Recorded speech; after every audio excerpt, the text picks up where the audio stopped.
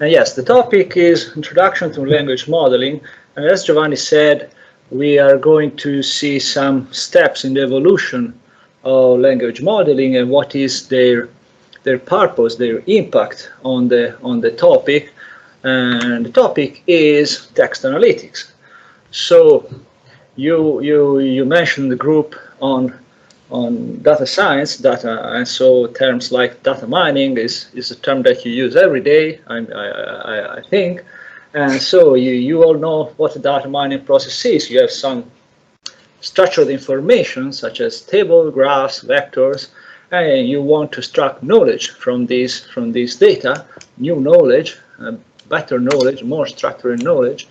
And so then at one point in time you get some text, some natural language, and you cannot apply directly any data mining process. You cannot do k-means on news as they are written. So we need something to enable applying these data mining processes on natural language, and this something can be called under the large name of text analytics.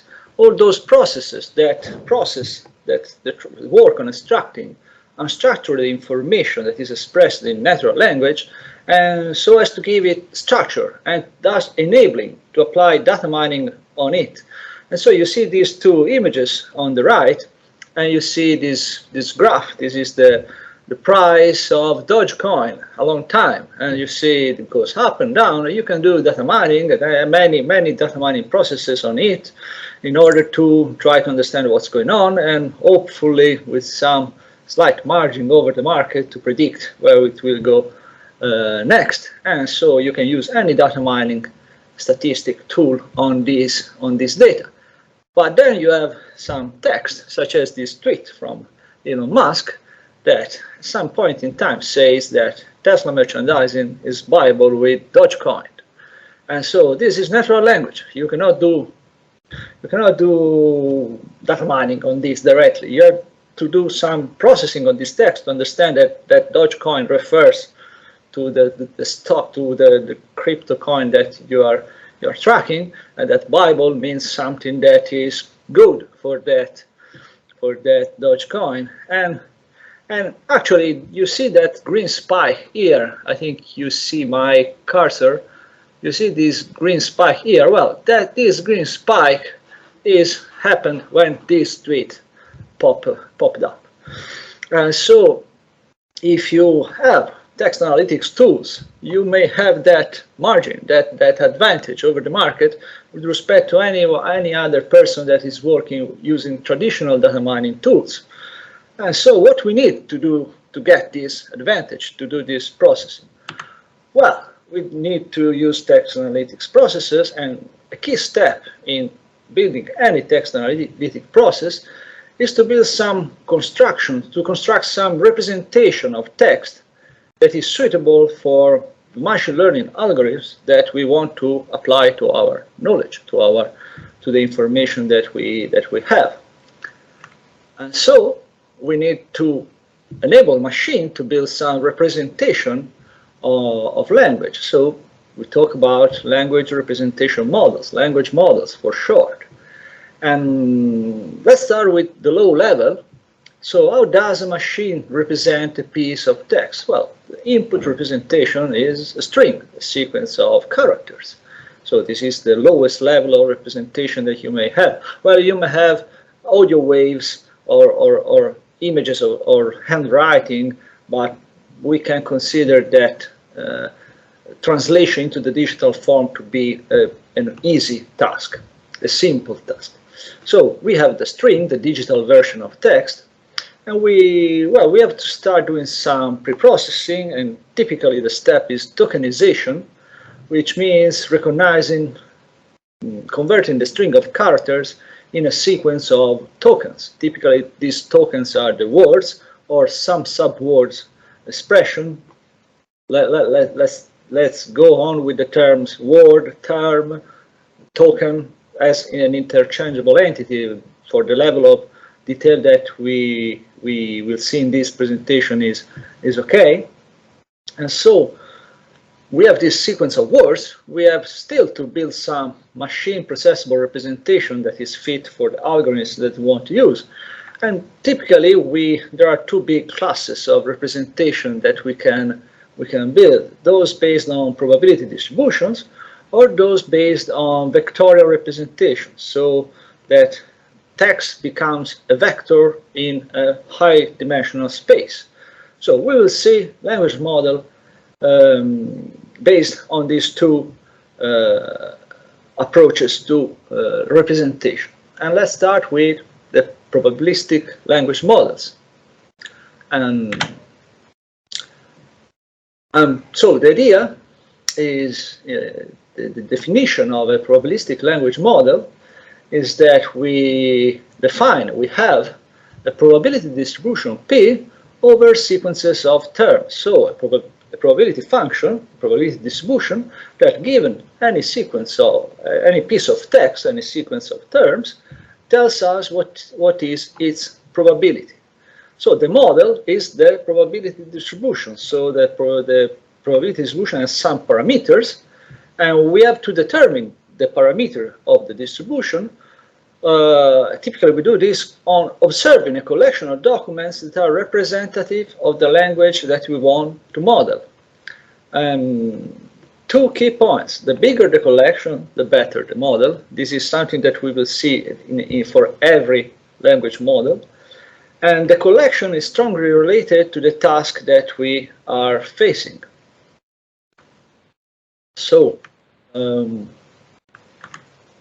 let's go a bit more in detail. So we want to define a probability distribution. Which probability distribution we should fit? Well, for example, the simplest one is the Ngram Model. So we assume that any word that appears in text with a total statistical independence with respect to any other word that appears in text. So whenever we have a piece of text and we want to compute its probability, we can simplify under this assumption that the probability of a document given as a sequence of documents is, under the Ngram model assumption, equal to the probability of every single word that we have in word occurrence that we have in the document. And so we do oversimplify the language. We lose information about context, about word order. So this is a very naive model, yet it is already effective for some tasks, for example, topic classification. So how do we determine this probability, so the probability of every single word? We can do counting. So let's enter the first keyword that we have in the title, counting. Language model starts from counting. So we have some collection of documents that is representative of our language, and we do count how many occurrences of any word we have, and we do divide for the total number of term occurrences that we have in our training set. So, for example, let's see some numbers. We want to model the language. We want to build the language model for Dante Alighieri. Okay, so we get some very representative work from Dante Alighieri. We can get many works, but let's just take one work from Dante Alighieri, the Divina Commedia, and we want to know the probability of amore for this language model. So our training set is the whole Divina Commedia, and so we estimate the probability of amore for this language model by dividing the total number of occurrences of the word amore divided the total number of words that made the Divina Commedia. So the numbers are here: 149 occurrences of amore divided by 100,000 and a bit more occurrences of terms. So the probability is 0.00141. And we can build the language model for Alessandro Manzoni. We take a similar training set that represents the use of language by Alessandro Manzoni, influences positive, for example, and we can do the same estimate for the same word. And so you see that the probability of amore for Alessandro Manzoni is lower than the probability of that we have for Dante Alighieri. So this is already some way to discriminate, to tell if some piece of text is more likely to be from Dante Alighieri or from Alessandro Manzoni. And so you can count, you can do this, you can store all these estimates for the terms that you observe in training data, and whenever you have any piece of text, you can use those numbers to compute the probability of that piece of text. And when you have some unknown term, you give a very low probability. This is called smoothing. This is one of the many tricks that are under the hood that I'm skipping. I want just to give you the rough idea of how to build a model such as this. And so the collection of text that you use to estimate your probability depends on the task. For example, you want to perform language identification. You have strings, you have tweets from a stream of tweets, and you want to understand if that tweet is in Italian, is in French, is in English or Japanese. And so you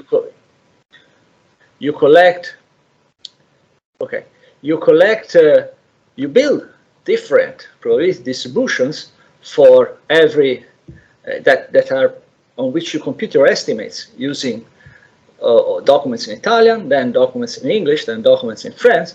You have this string, ciao come stai, and you compute the probability under every model, and likely you will get the highest probability for Italian. So you have built a classifier. You have a classifier that tells you which is the most probable language. And the same goes for example, speech recognition, spelling correction. You have some strings that you are not sure which is the correct one. So the serial killer or the serial killer, so this comes from audio, the audio is almost the same, which is the most probable in English. And the most probable is, so you have trained your probability, you have counted on many English texts, and you know that the serial killer is more probable than the serial killer. And the same goes, for example, for spelling correction. She are a nice person. She is a nice person. Obviously, the second one is the most probable one. Classification, this is already classification. So the language identification is already classification, but for example, classification by topic. You collect news about sport, you collect news about music, then you have this piece of text, score 6 aces in the first set. You compute the probability for the two models, and likely the highest probability comes from sport, and so you label this piece of text as being related to sport.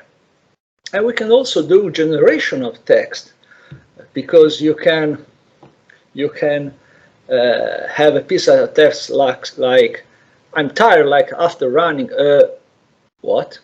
And then you try a conditional probability with every possible word that you know, and so you have the context and you have the word that you want to try, and you check which is the word that gives you the highest probability. And likely you are likely thought about the word marathon. So this is our language model that has observed a lot of text can solve you practical problem of suggesting X problem, correcting a spelling error, or telling you the topic, or if an email is spam or not.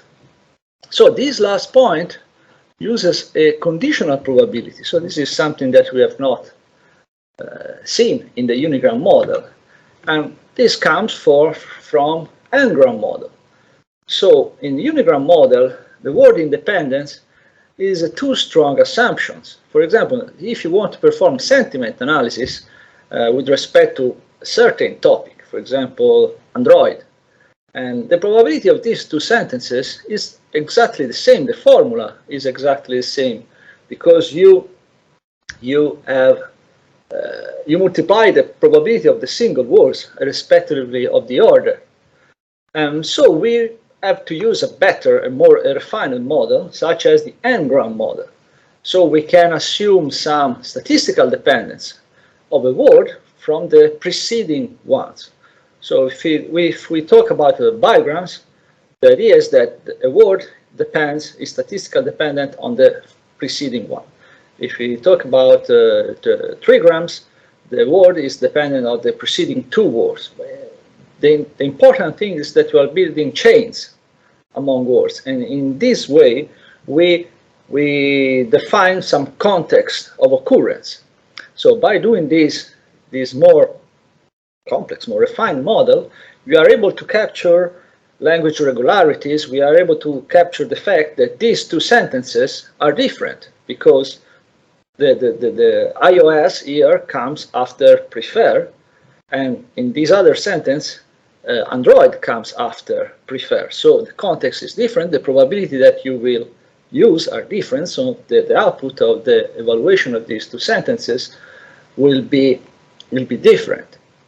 And so this is we can still use counting on training data on some big collection of text to estimate the parameters of our probability distribution, and then we use these counts, this probability that we have estimated from training set to compute our probabilities on any test document. And so the n value we can change the n value, and typically the higher is the engram, the length of the engram, the longer the engram, the more semantic we capture, but we risk to have less statistically significance in the model because the context will be longer. Context means more variability in the context, and so we have to find some trade-off between the capability of generalizing the property of language and the risk of just memorizing what's written in the training set. So just to show you, I'll then share with you these notebooks. I want to show you this piece of code quickly, just the final part. So in this piece of code, I'm downloading and splitting into two words, the Divina Commedia and Promessi Sposi. So you see here that I have split all the text in word by word in the sequence, and so what I'm doing here is I'm computing the probability, the Ngram model, so the probability to see in the Divina Commedia every single word, and you see some words are more probable, such as words like qui, and other words are less probable, such as words as scritte. And so we can use this model to compute probability of text, but also to generate text. But okay, just to see, we can use the probability that we have, and so this is already run this notebook. But okay, no, I have to run the whole thing. It's quick. It's quick. And so we can take some test documents from the same authors, but different, some different operas. So you see the starter of Vita Nova from Dante Alighieri, and so I'm checking which is most probable. For it is more probable for Dante, or it is more probable for Manzoni, and it is more probable for Dante. And then La Storia della Corona Infame, which is from Manzoni, and the classifier, which compares the probabilities of the piece of text with respect to the two models I give as input, tells me that this is more probable to be from Manzoni. Then here we have some other piece of code that does the same thing of computing probabilities, but using context. And I mean, this is a quick view, so let me skip a lot of these. But what I want to show you is using these models to generate text. And so if this piece of text takes the probability distributions and samples from them. And when you have a bigram or trigram model, you start from a context, and then you generate the next word, and then you update the context, and you go on doing your sampling. And so here I can run many times, and every time I get some different text. And what is interesting here, and maybe the Manzoni, which is more modern Italian, is easier to see, is that in the Ngram model you cannot read anything. There is no syntax. It's just random words, one after the other. And you see il, perché, di, point, and so on. And then when you add context, you already see some regularity, some syntax. You don't see really any real semantic, but you can read it. Prima della città, se vogliamo saperne abbastanza, raccomandare a quella, cioè. And then if you go with trigrams, it is already better per far lui misericordia. Lasciatemi andare. Che cosa posso pretendere anch'io da andarmi a riposare? So you see, this is a trivial model, really just counting words out of a single book, and you already see that, I mean, it's already able to capture something that is meaningful, okay? So you see that the key here is context. So we added a bit of context, and we already seen some relevant improvement in how we capture information, and we are able to reuse that information to generate text. And so let's move to vector representation. So probabilistic model can be made more and more complex, but they cannot go so far from these. And let's move to vector representation. And so context. The context of use of a word is the key into defining their meaning. So what does the word beam means? If I ask this if I ask this to you, well, nothing, because beam is a made-up word I created just for this slide. But if I let you read these sentences, you start seeing that, I mean, this is something I can hit. This is sweet. This can be cooked. So it's like a cake, a pastry. I think we agree on this. So you see, the context of use of this word, which is meaningless otherwise, has been defines its meaning. So this is called the distributional hypothesis. The meaning of a word is determined by the context in which it is used. It dates back to 1957, when first said this famous sentence: "You shall know a word by the company it keeps."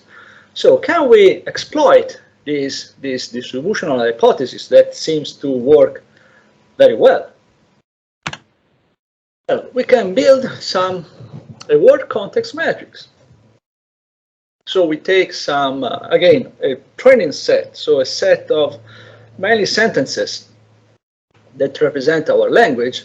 And again, by language, I do not mean only Italian, English or French or whatever. I also mean sport, music, positive sentiment, hate speech, whatever it is relevant that you want to model. And we can build a word context matrix. So the size of the matrix is the size of the vocabulary, the words, the distinct word that you can see, and you define some context window, let's say 5 words before and 5 words after the word that is relevant that you are observing. You slide this window, and so the center of the window you have cake, and then you observe before cook, and so you do +1 here, and you go on and on a lot of text. And so what we expect is to end up with something like this, where cake, stick, and beam has some high counts when the context words are cook and eat, and engine and tire have high counts when the context is changed and broke. And so we already have some data mineable representation. We can do clustering of words by representing every word as a row, as a vector, as a long vector. So that vector is something that on which I can compute similarity with respect to the other rows. And so here you see that we can do data mining. We have built some vector representation that is meaningful, that captures somewhat the meaning, the role of the word with respect to the others. And so this is called a sparse vector representation, and even though it works for this task, it is a bit inefficient and does not exploit the similarity of context word. So the fact that cook and eat are related. So we are keeping those dimensions distinct. So we may come up with something better. And so let's play this game. What are the missing words? Machine learning use a set to learn a model, or the distance between and the sun is. So what is the missing word? The first missing word is likely training set, train set. And then in the second position, we can put any name of any celestial entity, so a planet and another star or similar things. So you see that this missing word can be guessed, and the guess that we make is defined based on the context. And we have also on TV, we have TV shows that goes with something similar. So you have given some context words and you have to guess the word that connects all of them. And so this task of telling the missing word is a prediction task. So we can train a model on this. We need just a lot of text, as usual, as already said before. And we don't need any human labeled data, additional human labeled data. So this is a supervised task, but does not require additional human data. Text is all that we need. So we can define a context window. And as usual, if we do our prediction on a short context window, we're likely to model more syntax. And the longer context window capture more semantics, similar to the Ngram model. And so just to tell you, the missing word here is up here for these 5 words is titolo. And so this is the word-to-vec model. So the first neural language model is a very simple language model. It's a 2-layer linear neural network. Some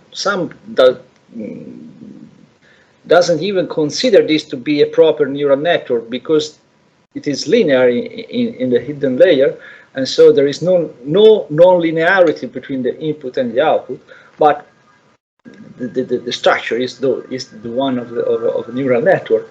And so the idea is that you represent any input word as a vector of small dimensionality, 50 to 300 dimensions typically, and this vector is called the embedding.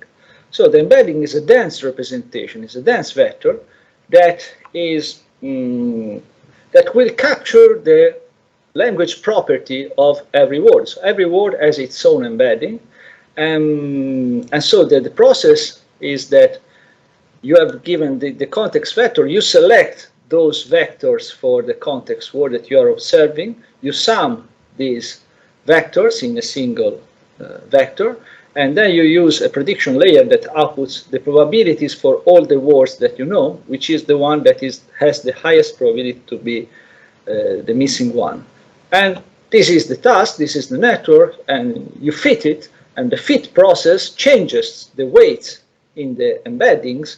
So in this WI, W input matrix. And so the idea is that words that are related to have similar roles and similar semantic will end up with embedding vectors that are similar, because this is the best way for the process to be able to correctly predict the missing word given the context. So thinking about this, any names of planet, Earth, Mars, Jupiter, and Venus will end up with similar embedding vectors. And this happens for any word. So embeddings capture the information about language. And just to show you, quickly show you, this is So this is a model trained by Google of word2vec on a lot of news documents, and then this is a visualization. So the vectors have originally length 2000, and so this is reduced with the dimensionality reduction to a visualization in 3 dimensions. And so if I click on any word, so you see any word is, any point is a word. And so if I click on whatever, code, okay, no, I have to write it there. So code. Okay, oh, no. Okay. Demo effect, this, when clicking, typically it shows the most similar words, and obviously this times does not do what is expected to do. No, it's not doing this. Okay, okay, I have a backup solution. I have notebook also for this. Sorry, demo effect always, as always. So here I have a data set of reviews of restaurants. So this is a lot of text. This is a restaurant from Pisa, but you can do a restaurant from any place in the art. So this comes from TripAdvisor, and so these you have text, and so you run the fitting of the prediction game. So you use a word of 10 words, a window or a context of 10 words, and you want to predict the missing words. So you learn on a network that does this. And so this is what happens. You see, for those that are familiar with neural networks, you see the epochs that goes on in the fitting process of the network. And what you end up is a matrix that for every word observed, which are 18,000 in this data set, you have a vector of length 100 associated to it. So this is, for example, the vector for pizza. So pizza is this. So the language model is something built for the machine, not for the humans. So this is how machine sees pizza after reading a lot of text that talks about pizza. And you have these vectors for all the words. So you can do data mining on it. And for a very low level data mining process that you can do is compute the most similar vectors. And so you take the vector for pizza and you check which are the most similar cosine distance vectors, so the closest one, and you see that piadina, cecina, pasta, pizza, focaccia, cucina, focaccina, farinata. So you see, and the similarity is decreasing. So you see that reading reviews of restaurant pizza, this model understood somewhat that pizza, piadina, cecina, pasta are very related. And this is, you can check for conto, and conto is close to costo, prezzo, spesa, ricarico, risultato. And then also limoncello, because at the end of your meal, you ask for the conto and you get limoncello for free. And so you see that limoncello is related semantically in this domain with conto. And cameriere is the same. So you see many terms that have been properly matched with the relevant terms. And this can be expanded to matching also with the names of the restaurants. So you consider the name of the restaurant as an entity, as a word in context, and we can build an embedding in the same space, so another vector of length 100, and we can continue doing mining, similarity. And so, for example, we can ask for the ristorante del Granaio, which are the most similar ones among the various restaurants. And we see that Il Campano, Ristorante di Puglia, these are, for those who knows the restaurant in Pisa, these are correct matches. And the same goes for any other kind of restaurant that you can find. And also we can match the restaurant with the words. So which are the closest, the most similar words with the restaurant. And you see Mucco, Mauro maybe is the owner, Bisonte, Senese. You see some terms that are sound. And so this is a small data set, but you see, think about you go to Germany, you know nothing about Berlin, you download the data, you do this, you know that you like some specific stick, and so you search for the restaurant that is most closely related to stick. And so this is a way to find what you using data mining after some modeling to find what is most satisfying with respect to your interests. So I hope this saved the luck of the demo. It was a backup.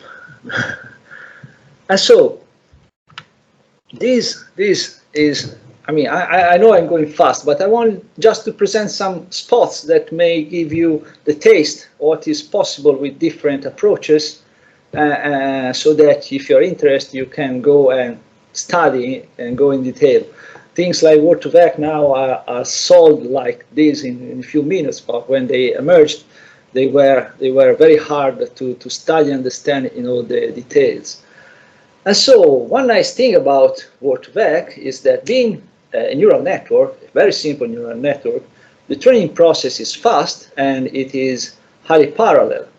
And as with any neural network, you can halt and restart training at any time. So you can pick a pre-trained model. And so you train a model. So the one on restaurants is a pre-trained model, is ready to use. And you can put it as the embedding layer. So a word-to-vector lookup table that changes any word that is represented as a string into a vector. And so this can be a proper input to any other neural network that you want to attach after this embedding layer.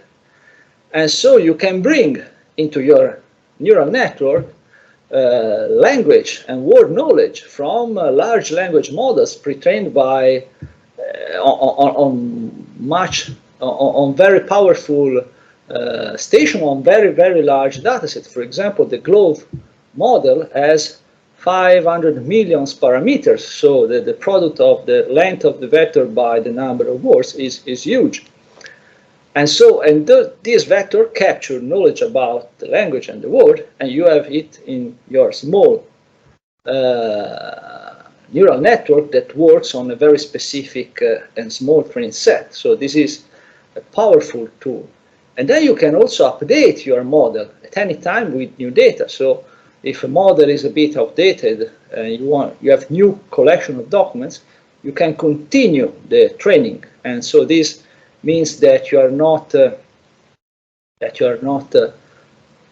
restart every time whenever you have new documents to update your model.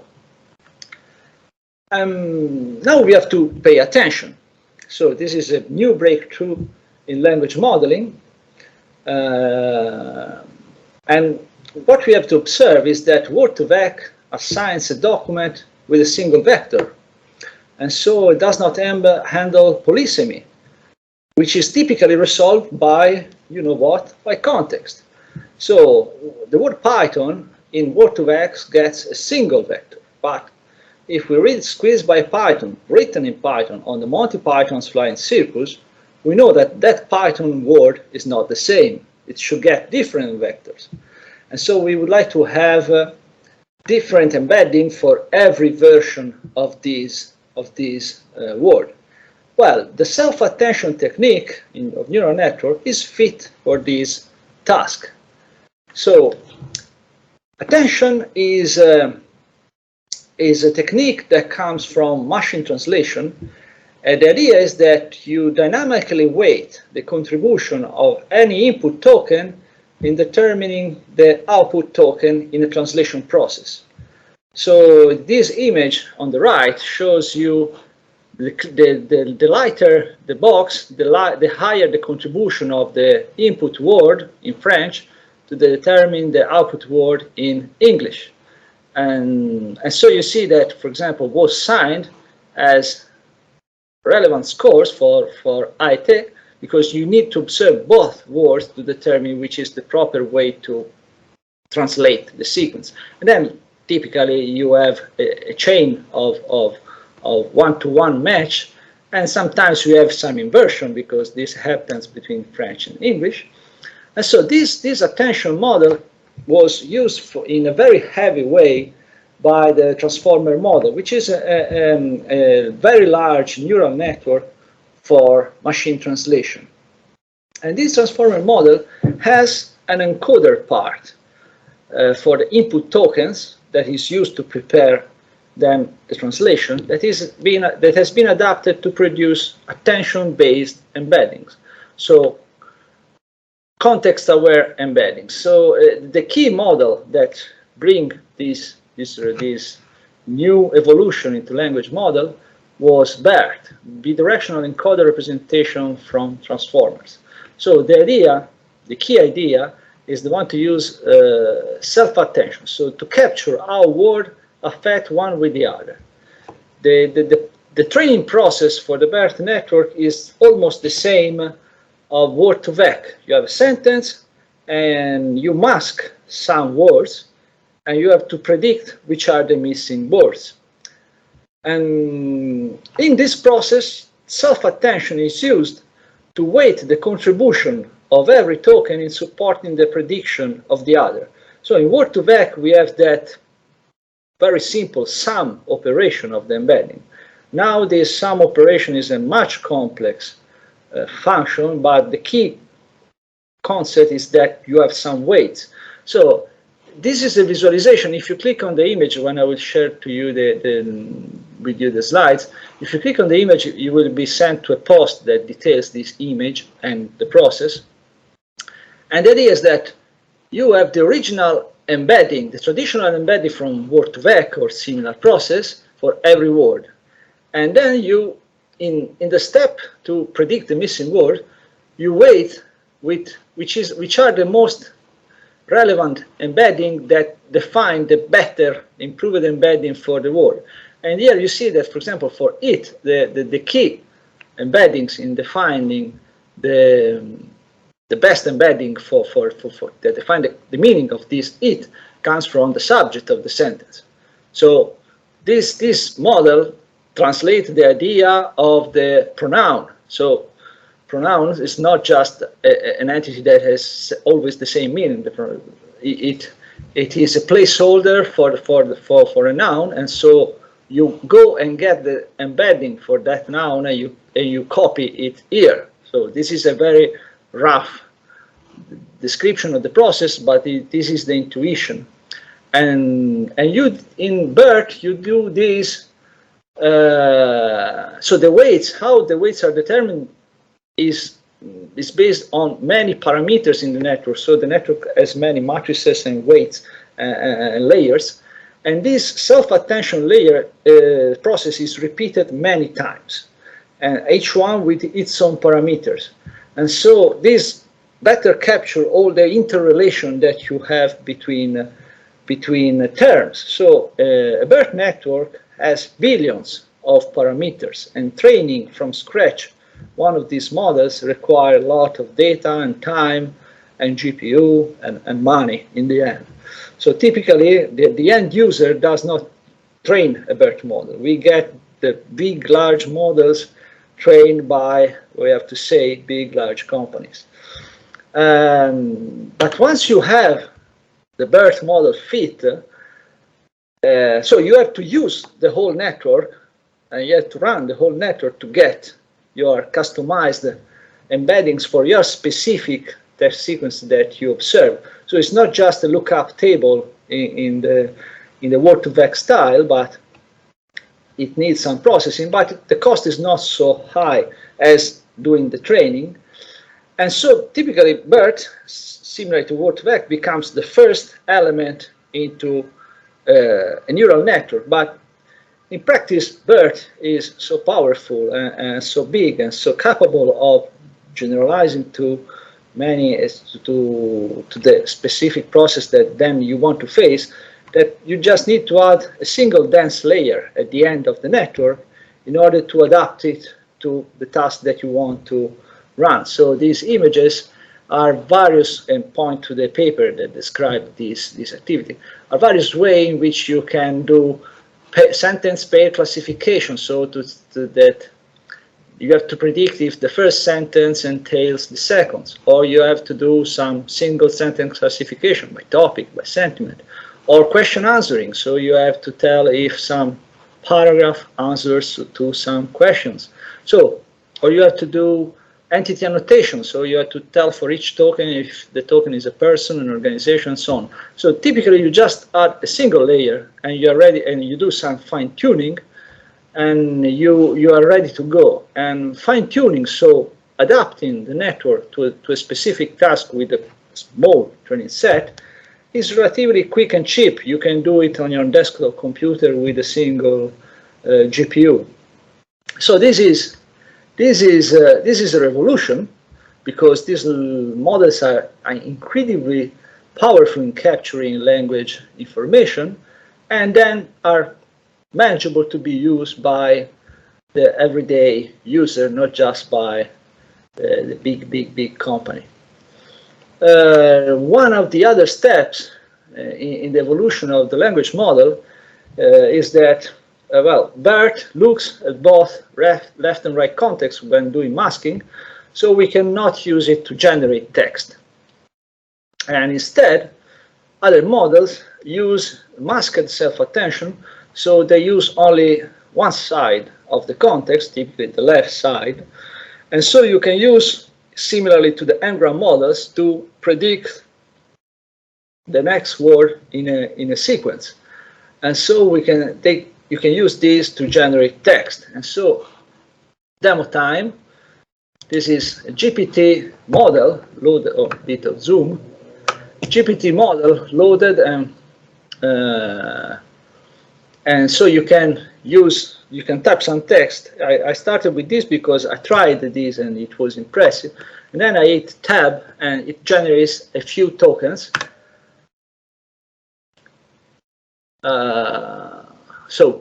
And you see that this was not the reason the United States imposed sanctions, and then other proposal is German Chancellor Angela Merkel, because the training set is not so recent. Could become an international incident and potentially spillover. So I select this and I press tab again. A broader conflict in the region. Well, I think it's next sentence. The Ukrainian army, Russia is a potential target. Let's see about what. For US-led sanction against its economy. And so you see, I'm writing a news with little effort, just driving a bit the generation. And so this is the power of these models, really presented in a very rough way. I know, but I want just I would like to have a bit impressed you and raise your curiosity to go then in depth on these topics. And so you see that this is not just syntax, this is not just a bit of semantics, this is coherence in a text that can get longer and longer. So this is impressive, and it is just if you give a very rough description, a lot of matrices that work together. There is no imposed rule about language, no imposed knowledge about the word. So it is very complex. And I'm last slide before the conclusion, because this was a quick talk. I've really presented the big steps in the evolution of language models, and many other models have been proposed in the recent years, but this BERT transformer idea of self-attention and billions of parameters is not really changed, and the improvements are really based mostly on increasing model size, and you see the number of billions of parameters is going up exponentially along time. And one of the recent models proposed by Google is up to 1.6 trillion parameters, so huge models. And this leads me to the conclusion already. And so language model of any type are very good at capturing the regularities and pattern of language. And the impact that they have in my everyday life as a researcher or anyone that works on language analytics is that they replace you tune the language model. Instead of doing language engineering, parsing, lexicon, feature engineering, you try to have a better language model. And also it is changing the way machine learning is applied to language. Now we talk about zero-shot learning, multi-language, multitask, multimedia learning, using this very large model that already know a lot about the language, and you just give a few examples on what you want to do specifically on your data. And they are already and widely adopted in many everyday platforms and tools. And so if you click here, this is the repository where people links to them or using an application using these last generation models. The key idea in language modeling is that you let the machine represent language in a machine native way. You do not mimic the way as human model language. And you may have noticed that I skipped almost all the mathematical details, and I trust me, many tricks are required to have a top performance model. But I want to give you, what's important are these basic ideas. You learn from a lot of text. You don't need additional annotation, just text. And context is key to capture meaning, and we have seen it in many levels. And no large model is too large if you feed it with a lot of text. So these points define the foundation of the language model revolution. But I like to end with this negative side that stops a bit the inertia, where the acceleration towards the language models, is that language models are not yet a one-stop solution for text analytics problems. There are open issues. If there are issues in the training data, and we talk about big issues such as bias, discrimination, false information, this is captured and replicated in the model. So this is a big issue. Representation are still rather simple. So in the end, every word is a vector. That vector changes with context. That vector is fancy and full of information, but this is a vector. So we do not have structure in the information. And this gives problem, for example, at modeling long text coherence on, a novel. It's hard to really represent a novel as a sequence of what? Thousands and thousands of vectors is not a workable representation. And in the end, we still have difficulties to keep consistency at a higher semantic level. And then all these models are a bit perceptive. There is no really capability of reasoning. So a sentence like this one, these two sentences, my mother is younger than me, it is impossible, or the square root of this number is this number, and it is not. The model will never capture that something wrong, there is something wrong in these sentences. So there is still a lot to explore. Yet, I hope I'll show you the power that language modeling, done in many ways, can express, and how you can enable processing, data mining, data science on a media, on information that typically would be cut off this kind of processing. And to end, I have some suggested reads and a video also at the end that gives details on all the model work, and also some final thought on the dangers of stochastic parrots. So these issues, ethical and moral and legal issues that can arise when you have these big models that ingest text without too much care. And that's all. And in the slides, you have seen many green text. These are all links to information that will give you more detailed description of the topics I'm talking about. Thank you.